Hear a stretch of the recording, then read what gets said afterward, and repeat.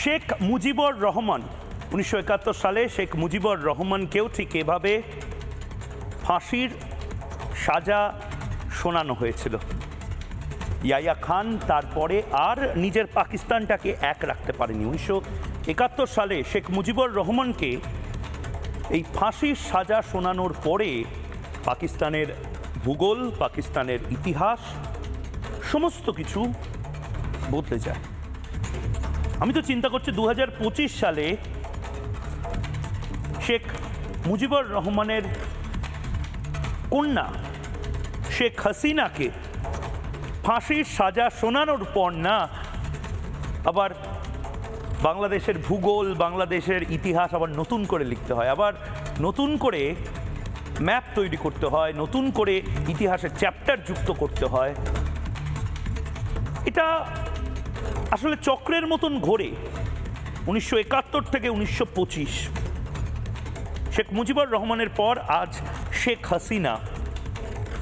অদ্ভুতভাবে শেখ হাসিনাকে যখন এই মৃত্যু ঘোষণা, ফাঁসির ঘোষণা করা হচ্ছিল, তখন গোটা কোর্ট, সারা বিশ্বে বোধহয় একমাত্র কোর্ট যেখানে এভাবে উল্লাস করা হয় কোনো নিউট্রালিটি বা নিরপেক্ষতা বজায় না রেখে। সে ছবিগুলো একবার দেখব।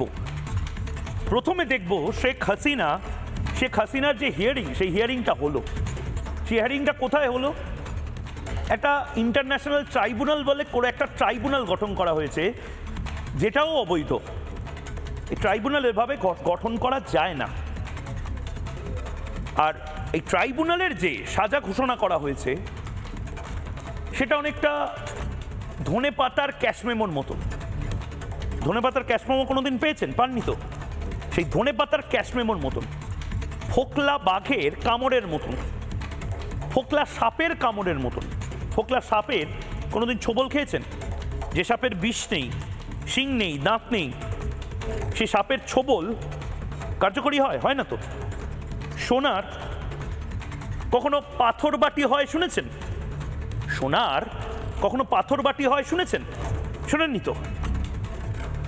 এই ট্রাইব্যুনালটাও সেরকম। এখানে যারা যারা বসে রয়েছে তাদের একদিন শীতের সকালে মনে হয়েছে আজ কিছু নতুন কিছু করি। তাদের মনে হয়েছে কমলা লেবু খেয়ে তো প্রতিবারই চিড়িয়াখানায় ঘুরতে যাই, প্রতিবারই লুচি কচুরি খেয়ে সকালের নাস্তা করে একটু বনভোজন করতে যাই। এবার আমরা সবাই মিলিত হই, একটা মৃত্যুদণ্ড খেলা খেলবো। মৃত্যুদণ্ড কার্যকর হবে না, জাস্ট খেলা খেলবো। এমনি আমার ইচ্ছা করলো আজকে একটু ফাঁসি ফাঁসি ফাঁসি ফাঁসি খেলা খেলি। ধনেপাতার ক্যাশমেমো, এই ইন্টারন্যাশনাল ট্রাইব্যুনাল না কিসের এক ট্রাইব্যুনাল বানানো হয়েছে, সেই ট্রাইব্যুনালটা শেখ হাসিনার ফাঁসি ঘোষণা করা হয়েছে। নানা ধরনের কন্টেন্ট দেখার জন্য লাইক করুন, শেয়ার করুন আমাদের ফেসবুক পেজ, সাবস্ক্রাইব করুন আমাদের ইউটিউব চ্যানেল। পাশাপাশি অন্যান্য ব্রেকিং নিউজের জন্য অবশ্যই চোখ রাখুন রিপাবলিক বাংলায়।